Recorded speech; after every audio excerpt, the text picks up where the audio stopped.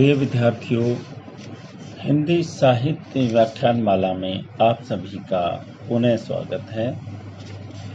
पिछले व्याख्यान में हमने हिंदी नाटक के उद्भव और विकास पर विस्तार से चर्चा की।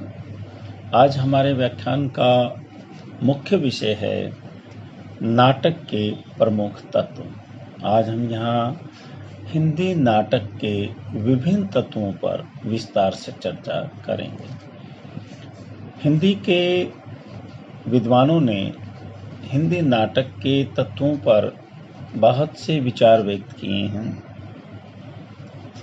उन सभी विचारों का सारांश रूप में जो नाटक के तत्व निकल करके आते हैं प्रमुखता के साथ, उनमें ये 8 तत्व कथा वस्तु, पात्र चरित्र चित्रण, उद्देश्य, भाषा शैली, देश काल और वातावरण, संवाद अर्थात कथोपकथन, रस और अभिनय कला, ये तत्व प्रमुखता के साथ नाटक में दिखाई देते हैं और आज हम इनके ऊपर विस्तार से चर्चा करने वाले हैं। सबसे पहले हम नाटक के पहले तत्व कथा वस्तु पर विस्तार से चर्चा करेंगे। कथा वस्तु को नाटक ही कहा जाता है। अंग्रेजी में इसे प्लॉट की संज्ञा दी गई है, जिसका अर्थ आधार या भूमि है। मतलब वो कथा जो आधार भूमि बनती है, कथा वस्तु कहलाती है। कथा तो सभी प्रबंध या प्रबंधात्मक रचनाओं में रीढ़ की तरह से होती है, और नाटक भी क्योंकि प्रबंधात्मक रचना है, इसलिए कथानक इसका एक बहुत ही अनिवार्य अंग है। भारतीय आचार्यों ने नाटक में 3 प्रकार की कथाओं का निर्धारण किया है: प्रख्यात कथा, उत्पाद्य कथा और मिश्र प्रख्यात कथा। देखिए, प्रख्यात कथा इतिहास पुराण से प्राप्त होती है, अर्थात ऐतिहासिक कथा हो सकती है, पुराणों से प्राप्त होती है। जब उत्पाद्य कथा का अभिप्राय यहाँ लेते हैं तो वो जो परिकल्पना के साथ होती है, यानी कल्पना पर आश्रित होती है। और तीसरी मिश्र प्रख्यात कथा में इतिहास और कल्पना दोनों का संयोग होता है, मणिकांचन संयोग होता है। यानी कह सकते हैं कि इतिहास और कल्पना के संयोग से जो कथा बनती है वो मिश्र कथा कहलाती है। इन कथा आधारों के बाद नाटक कथा को मुख्य तथा गौण अथवा प्रासंगिक भेदों में बांटा जाता है। जैसे नाटक में कथा में कुछ एक मूल कथा होती है और उसके साथ साथ गौण कथाएं भी चलती रहती हैं। इनमें से जो प्रासंगिक या गौण कथाएं होती हैं, उनको भी आगे पताका और प्रकृति में विभाजित कर दिया जाता है। पताका प्रासंगिक कथा वस्तु मुख्य कथा के साथ अंत तक चलती है, जबकि प्रकृति कथा बीच में ही समाप्त हो जाती है। इसके अतिरिक्त नाटक की कथा के विकास हेतु कार्य व्यापार की 5 अवस्थाएं मानी जाती हैं। जैसे कथा कार्य अवस्था जो होती है वो किस तरह से 5 भागों में विभाजित करके हम देखते हैं। ये जो 5 अवस्थाएं हैं: प्रारंभ, पर्यतन, परप्रयासा, नियताप्ति और कलागम होती है। इसके अतिरिक्त नाटक में 5 संधियों का भी प्रयोग किया जाता है। वास्तव में नाटक को अपनी कथा वस्तु की योजना में पात्रों और घटनाओं में इस रूप में संगति बैठानी होती है कि पात्र कार्य व्यापार को अच्छे ढंग से अभिव्यक्त कर सकें। नाटककार को ऐसे प्रसंग कथा में नहीं रखनी चाहिए जो मंच के संयोग ना हो। यदि कुछ प्रसंग बहुत आवश्यक हैं तो नाटककार को उसकी सूचना कथा में दे देनी चाहिए। नाटक की कथा वस्तु पौराणिक, ऐतिहासिक, काल्पनिक या सामाजिक हो सकती है। यानी जब कोई एक नाटककार अपने नाटक को प्रस्तुत करता है तो उसमें कथा किस प्रकार से अभिव्यक्त होती है, किस तरह से 5 संधियों और 5 जो अवस्थाएं हैं उसके साथ ही समस्त कथा में एक संयोजन की दृष्टि रखी जाती है। और हम यहाँ कह सकते हैं कि कथा का जो विभेद होता है, कहानी जो नाटक में अभिनीत की जाती है वो पौराणिक भी होती है, ऐतिहासिक भी हो सकती है, काल्पनिक या सामाजिक संगति के साथ बैठती है। तो इस प्रकार से हम देखते हैं कि नाटक में कथा वस्तु बहुत, या विषय वस्तु जिसको हम कह सकते हैं, प्लॉट जिसको अंग्रेजी में कहते हैं, वो बहुत ही महत्वपूर्ण होता है। और आप सभी जानते हैं कि बिना किसी कथ्य के या किसी विषय वस्तु के या कहानी के कोई भी साहित्यिक रचना अपने उद्देश्य को प्राप्त नहीं कर पाती है। तो ये बहुत ही महत्वपूर्ण तत्व है जो सबसे प्रमुख तत्व माना जाता है नाटक में। दूसरा नाटक का जो तत्व है वो है पात्र चरित्र चित्रण। ये भी बहुत ही महत्वपूर्ण होता है। नाटक में नाटक का अपने विचारों, भावों आदि का प्रतिपादन पात्रों के माध्यम से ही करना होता है। अब देखिए, कोई भी जो नाटककार है, नाटक जब अभिव्यक्त होता है तो उसमें पात्रों का बहुत ही महत्वपूर्ण योगदान होता है, क्योंकि उन्हीं के माध्यम से ही समस्त कथा अभिव्यक्त होती है। अतः नाटक में पात्रों का विशेष स्थान माना जाता है। प्रमुख पात्र, अब देखिए कि कैसे कैसे पात्र होने चाहिए और किस किस तरह से हों। तो प्रमुख पात्र अथवा नायक कला का अधिकारी होता है। जो पहला प्रमुख पात्र होता है या जिसको हम नायक कह सकते हैं, वो कला का अधिकारी होता तथा समाज को उचित दशा तक ले जाने वाला होता है, क्योंकि उसके माध्यम से कोई न कोई ऐसे संदेश की गुंजाइश होती है। भारतीय परंपरा के अनुसार वह जो प्रमुख पात्र है वो विनयी, सुंदर, शालीनवान, त्यागी, उच्च कुलीन होना चाहिए। किंतु आज नाटकों में किसान, मजदूर आदि कोई भी पात्र हो सकता है। यानी ऐसा नहीं है कि पहले माना जाता था संस्कृत के नाटकों में कि पात्र जो मुख्य पात्र होता है उसमें ये गुण होने चाहिए, लेकिन आज के संदर्भ में हम देखें तो नाटक का जो मूल पात्र होता है या प्रमुख पात्र होता है वो कोई भी हो सकता है। किसान हो सकता है, मजदूर भी हो सकता है।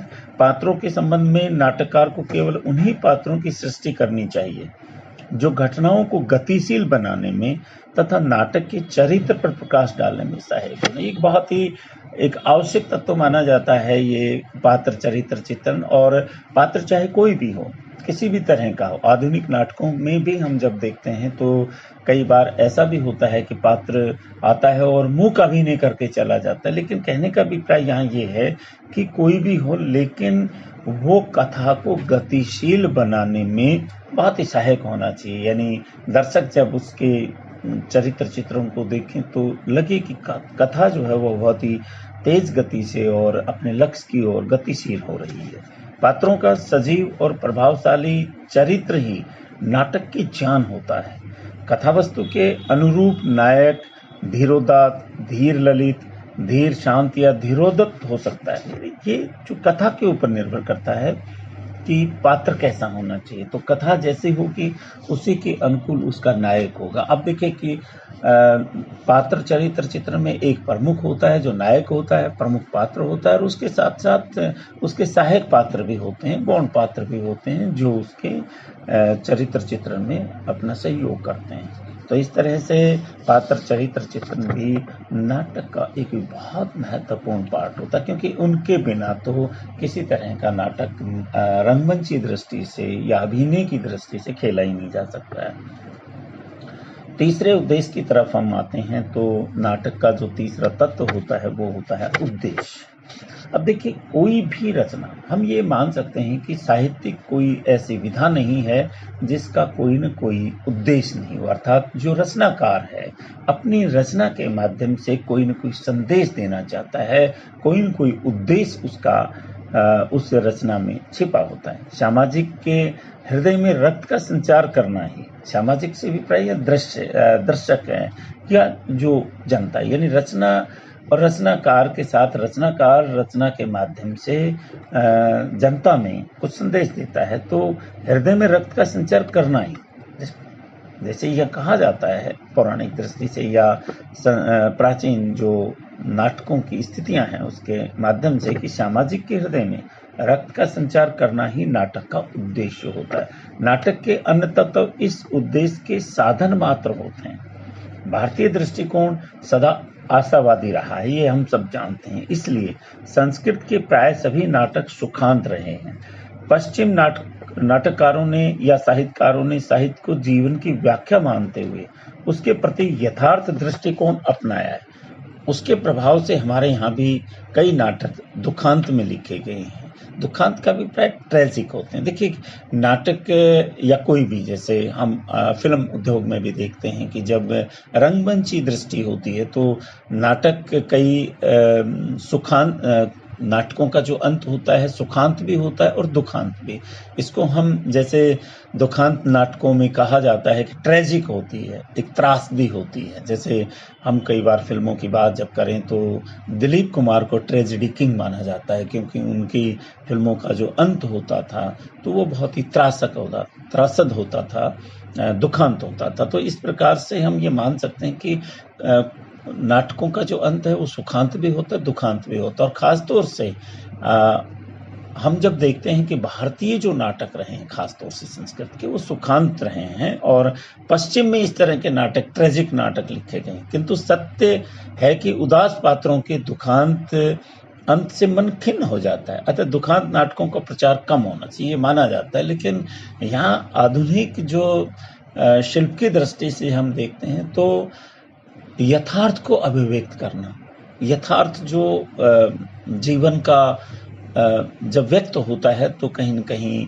दुखांत भी होता है, ट्रेजिक भी होता है और सुखांत भी होता है। तो दोनों तरह की परंपराओं को हम यहाँ देखते हैं। तो हमारा यहाँ कहने का अभिप्राय यही है कि नाटकों का जो उद्देश्य होता है वो वस्तु स्थिति को स्पष्ट करना होता है। कहने का अभिप्राय यही है कि जो रचनाकार जिस तरह से भी अपने संदेश को व्यक्त करना चाहता है वो उसका उद्देश्य होता है।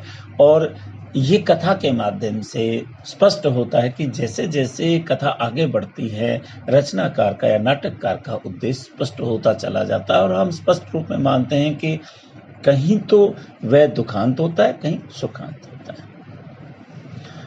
अतः उद्देश्य भी बहुत बड़ा तत्व माना जाता है। और अगले चौथे तत्व के रूप में हम देखते हैं कि नाटकों में भाषा शैली भी, क्योंकि भाषा के बिना तो कोई भी रचना का अस्तित्व भी नहीं होता, तो यहाँ भाषा शैली भी बहुत ही विशिष्ट मानी जाती है। नाटक सर्वसाधारण की वस्तु है, क्योंकि रंगमंच पर खेला जाए या अभिव्यक्त किया जाए या दृश्य कला है, अतः उसकी भाषा शैली सरल, स्पष्ट और सुबोध होनी चाहिए, जिससे नाटक में प्रभावकता का समावेश हो सके तथा दर्शक को क्लिष्ट भाषा के कारण बौद्धिक श्रम ना करना पड़े, अन्यथा रस की अनुभूति में बाधा पहुंचेगी। तो यहाँ हम कह सकते हैं कि नाटक की भाषा सरल व स्पष्ट रूप में प्रभावित होनी चाहिए। देखिए, ये बहुत ही महत्वपूर्ण बात है कि भाषा वही होनी चाहिए जो दर्शकों तक या पाठक तक सरलता से पहुंच जाए। कहने का अभिप्राय यही है कि जिसको जो पाठक है या दर्शक है वो आसानी से समझ सके। इस भाषा का बहुत बड़ा महत्व होता है। यदि भाषा क्लिष्ट है, पात्र जो भाषा बोल रहे हैं वो समझ से परे है, तो ये समझते हैं कि नाटक या कोई भी रचना अपने उद्देश्य में सफल नहीं हो पाती। इसलिए भाषा शैली का महत्व बहुत ज़्यादा बढ़ जाता है। और इसलिए स्पष्ट रूप से किसी भी रचना के बारे में जब कहा जाता है, नाटक के लिए उपन्यास, कहानी, कविता, इनमें हम आमतौर पे जो रचनाकार है उसकी भाषा शैली के ऊपर स्पष्ट रूप से ये देखा जाता है कि उस रचना की भाषा शैली कैसी है, और विशेष रूप से भाषा शैली सरल, सहज होनी चाहिए जो आसानी से समझ में आ सके।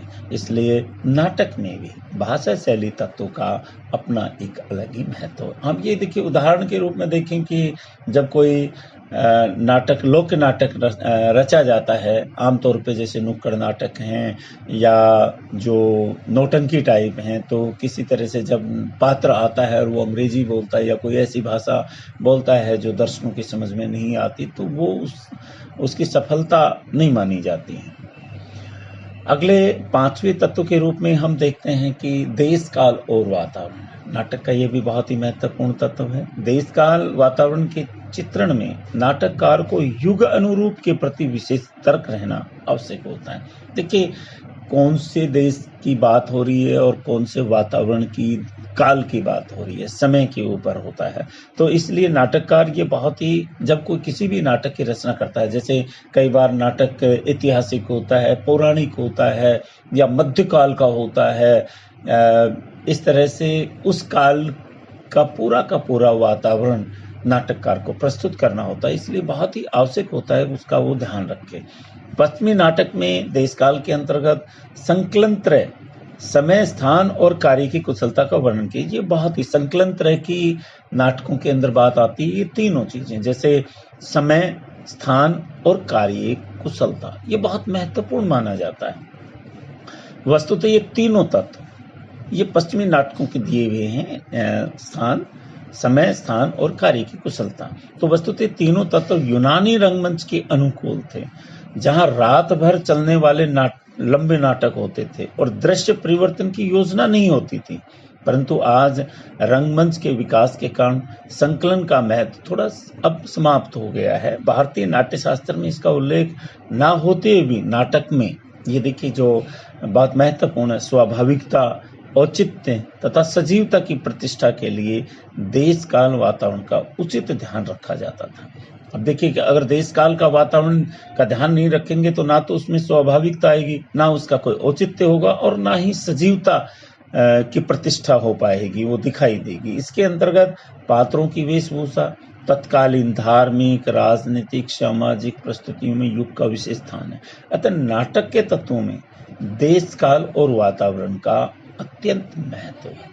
अब एक उदाहरण के माध्यम से हम स्पष्ट कर सकते हैं कि जैसे कहीं मुगल काल का नाटक खेला जा रहा हो और जो मध्यकाल की जो वेशभूषा है और बोलचाल है, विशेष रूप से यदि उस काल का व्यक्ति बोलचाल अंग्रेजी बोलता हुआ दिखाई देगा तो लगेंगे, हंसेंगे कि भाई उस मुगल काल में अंग्रेजी का प्रभाव ही नहीं था, या जैसे उर्दू बोली जाएगी या हिंदी की बात होगी। और इसी तरह से एक उदाहरण के माध्यम से हम कह सकते हैं कि भाई हिमालय के समय, हिमालय में जब ठंड पड़ती है और वहाँ व्यक्ति को टी शर्ट में दिखाई देगा या वेशभूषा विपरीत दिखाई देगी तो नाटक का बहुत ही दुर्गुण माना जाएगा। इसलिए देश काल वातावरण का बहुत ही महत्वपूर्ण स्थान है नाटक के इन तत्वों में। अगला जो नाटक का तत्व है वो संवाद। देखिए, संवाद या कथोपकथन जिसको कहते हैं, तो नाटकों में तो विशेष रूप से ये तत्व महत्वपूर्ण है, क्योंकि बिना संवाद के तो कोई पात्र अपने आप को अभिव्यक्ति नहीं कर पाएगा, ना ही उसकी कथा आगे बढ़ पाएगी। नाटक में नाटककार के पास अपनी ओर से कहने का अवकाश नहीं रहता। नाटककार अपनी तरफ से कुछ कहता ही नहीं, जो कुछ कहता है वो संवादों के माध्यम से कहता है। वह अर्थात नाटककार संवादों द्वारा ही वस्तु का उद्घाटन, वस्तु का मतलब विषय वस्तु या कथोपकथन, कथानक का उद्घाटन तथा पात्रों के चरित्र चित्रण का विकास करता है। देखिए कैसे कथा भी और पात्रों का चरित्र चित्रण भी संवाद के ऊपर टिका होता है। अतः इसके संवाद सरल, सुबोध, स्वाभाविक तथा पात्रानुकूल होने चाहिए। यानी संवादों में सरलता होनी चाहिए, सुबोध का मतलब आसानी से समझ वाले होने चाहिए, स्वाभाविक होने चाहिए। ऐसे नहीं है कि कोई किसान जो है वो अंग्रेजी बोल रहा है और एक बहुत ही पढ़ा लिखा व्यक्ति उजड़ भाषा का प्रयोग करता है। इस तरह से पात्रानुकूल होने चाहिए। गंभीर दार्शनिक विषयों में इसकी अनुभूति में बाधा होती है, इसलिए इनका प्रयोग नहीं करना चाहिए। यानी जो धीर, गंभीर या ऐसे क्लिष्ट भाषा के संवाद जो है वो जो समझ से परे हैं, वो कहीं न कहीं नाटक की गति में बाधा उत्पन्न करते हैं। नीर सत्ता के निवारण तथा पात्रों की मनोभावों की मनोकामना के लिए कभी कभी स्वागत कथन या गीतों की योजना भी आवश्यक समझी गई। जैसे कभी कभी नाटकों में मंगलाचरण भी होता है, जैसे आरंभ होता है तो कोई गीत आता है या मंगलाचरण आता है या स्वागत किया जाता है, तो इस तरह की काव्यगत भी स्थितियां होती हैं। लेकिन हम यहाँ कह सकते हैं कि पात्र अपने चरित्र का उद्घाटन अपने संवादों के माध्यम से ही करता है। जैसे हम यहाँ देखते हैं कि कई बार नौटंकियां जब गाँव में खेली जाती थी तो कोई पात्र बड़ी वीरता की बात करता था, एक डायलॉग बोलता था, तो लोग कहते थे कि वंस मोर, अर्थात वो फिर उस तरह का डायलॉग बोलता था या संवाद बोलता था। तो एक तरह से हम कह सकते हैं कि संवाद जो है वो सटीक संवाद रोमांच पैदा करता है, अथवा रचना में एक प्रभाव उत्पादकता पैदा करता है। तो संवाद का महत्व तो बहुत ज़्यादा है नाटकों में, विशेष रूप से जब हम किसी नाटक का रंगमंच या रंगमंच की दृष्टि से जब उसका प्रस्तुतिकरण कर रहे होते हैं तो पात्र का बोला गया संवाद बहुत प्रभावशाली होना चाहिए। अगला जो नाटक का तत्व है रस बहुत महत्वपूर्ण, क्योंकि रस के बिना भी दर्शक आनंदित नहीं हो पाता है। नाटक में 9 रसों में से 8 का ही परिपाक माना जाता है। शांत रस नाटक के लिए निषेध माना गया है। वीर या श्रृंगार से कोई एक नाटक का प्रधान रस होता है। अब देखिए 9 रसों में से एक शांत रस नाटक के लिए सही नहीं माना गया। 8 रस किसी न किसी रूप में नाटक में होते हैं और एक जो रस है वो प्रमुख रस या प्रधान रस माना जाता है। जैसे कहीं नाटक की कथा वीरता से संबंधित है या श्रृंगार से संबंधित है तो एक रस प्रधान होता है और उसके साथ साथ जो दूसरे रस होते हैं वो सहायक रस होते हैं। जैसे कि एक नायक होता है और जो दूसरे पात्र होते हैं गौण होते हैं, या एक प्रधान कथा होती है और उसके साथ साथ दूसरी जो अन्य कथाएं हैं उसकी सहयोगी होती है। इसी प्रकार से रस भी एक प्रधान रस होता है और उसके साथ साथ दूसरे रस उसके सहायक रस होते हैं। इसलिए रस भी नाटक के तत्वों का एक प्रधान अंग है। और 8वां जो नाटक का तत्व है वो बहुत ही महत्वपूर्ण तत्व माना जाता है, अभिनय। अब देखिए ये नाटक की प्रमुख विशेषता मानी जाती है, अभिनय की। नाटक को नाटक के तत्व प्रदान करने का श्रेय इसी को है, क्योंकि अभिनय के बिना नाटक नाटक नहीं रहता है। यही नाटक तत्व का वह गुण है जो दर्शक को अपनी ओर आकर्षित करता है। इस संबंध में नाटककार को नाटकों के रूप, आकार, दृश्यों की सजावट और उसके उचित संतुलन, परिधान व्यवस्था, प्रकाश व्यवस्था आदि का पूरा ध्यान रखना चाहिए। दूसरे शब्दों में लेखक की दृष्टि या नाटककार की दृष्टि रंगशाला के विधि विधानों की ओर विशेष रूप से होनी चाहिए। इसी में नाटक की सफलता समाहित होती है। अभिनय भी नाटक का प्रमुख तत्व है। इसकी श्रेष्ठता पात्रों के वाक् चातुर्य और अभिनय कला पर निर्भर है। मुख्य प्रकार से अभिनय 4 प्रकार का माना जाता है। जैसे अभिनय यानी जो कला कौशल है वो 4 प्रकार का माना जाता है। नंबर 1 आंगिक अभिनय, यह शरीर से किया जाने वाला, जैसे शारीरिक अंगों से किया जाने वाला है। दूसरा वाचिक अभिनय यानी संवाद का अभिनय, जैसे रेडियो नाटक जब हम सुनते हैं तो रेडियो पे हम देखते हैं कि केवल संवाद हमें सुनाई देते हैं। नंबर 3 आहार्य अभिनय या वेशभूषा, मेकअप, स्टेज विन्यास, प्रकाश व्यवस्था, जैसे लाइटिंग के साथ आता है या स्टेज की कैसी व्यवस्था है या मेकअप किस तरह का है, उसकी वेशभूषा कैसी है। और नंबर 4 सात्विक अभिनय, अंतरात्मा से किया गया अभिनय यानी रस, जैसे कोई कारुणिक दृश्य प्रस्तुत कर रहा है या कोई हास्य प्रस्तुत कर रहा है या श्रृंगारिक जो दृश्य प्रस्तुत कर रहा है, तो इसको हम सात्विक या जिसको हम कह सकते हैं कि अंतरात्मा से किया गया अभिनय। इस तरह से 4 जो अभिनय के अंग है वो बहुत ही महत्वपूर्ण है। और इस प्रकार से हम देखते हैं कि ये जो अभिनय है, अभिनय क्योंकि नाटक का या किसी भी दृश्य जो कला है, जो रंगमंचीय कला है, उसका एक बहुत ही महत्वपूर्ण अंग माना जाता है। इस प्रकार से आज हमने नाटकों के जो तत्व हैं, जो 8 तत्व हैं, विशिष्ट जो तत्व हैं, जैसे कथा विषय वस्तु है, यानी कथा वस्तु है, पात्र चरित्र चित्रण है, उद्देश्य है, भाषा शैली, देश काल वातावरण, संवाद, रस और अभिनय, इन पर विस्तार से चर्चा की। अब आगे जैसे कहीं भी कोई भी नाटक के ऊपर जब हम किसी की तात्विक विवेचना करेंगे तो उस नाटक को हम इन्हीं नाट्य तत्वों के निकष पर कस करके उसकी समीक्षा करते हैं।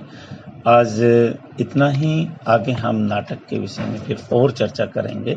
धन्यवाद।